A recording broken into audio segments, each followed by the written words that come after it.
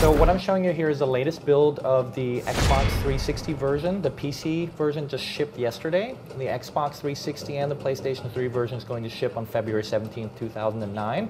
Both of the versions are nearly identical in terms of game content. Major changes are the way that the interface works, and that's really been customized and optimized for the console, and I'll show you some of that. So let me just kind of jump in here.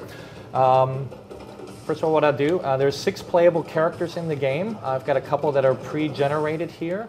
One of the probably cooler characters that not many people have seen yet is the Temple Guardian. It's kind of a part machine, part organic, and his different limbs, like his arms and his legs, can all be customized, and it gives him beam weapons and force powers and things like that. So a very different, much more of a sci-fi character than you might find in a typical fantasy-based RPG.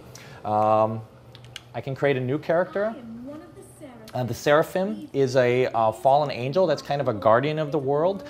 The Dryad is a very nature-bonded character, lives up in tree houses on their own islands, has a lot of weapons like blowguns, bows and arrows, focuses on nature types of things like poisons and voodoo powers and things like that.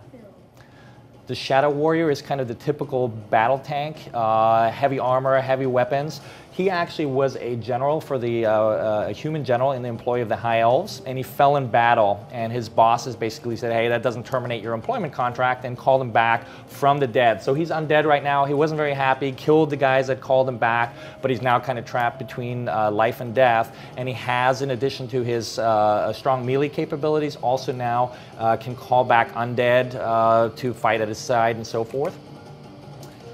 And then we also have the Inquisitor. He's the ultimate bad guy if you want to kind of think of kind of like the Emperor in Star Wars, that type of a character. So I can choose whether I want to do the light path or the dark path. And it basically just changes the perspective of the story. It doesn't change the campaign itself, but my motives as to why I'm doing things and what I'm asked to do, that will change a little bit. And then I also get to pick a deity. Not only gives me a weapon of last resort, a very powerful spell that takes a long time to regenerate, recharge, but it also unlocks for me a lot of secondary quests. There's somewhere between 500 and 600 quests in the game altogether. The primary story is somewhere between 100 and 150. So you can play it and really just follow the campaign or the story, or you can pick up lots of these secondary quests as well. One of the key selling points about Sacred 2 is that it's always a multiplayer game. So even when you're playing a single player campaign, you can seamlessly have your friends drop in and drop out, and you can also drop in and drop out of other people's games. You don't have to worry about having a single player and a multiplayer character. It's seamless. So whether you get loot, whether you get weapons, equipment, experience, playing your own game or jumping in somebody else's, it always transfers with the character. You also have unique party drop items. So when you're playing together, there's items that you get that you would not ever get if you were just playing the game by yourself. And monsters will also scale up and down in difficulty based on the composition of the party. So we really work very hard to give you that persistent world feel, a massive world feel, kind of an MMO-like experience without actually it being an MMO or having monthly fees to play it.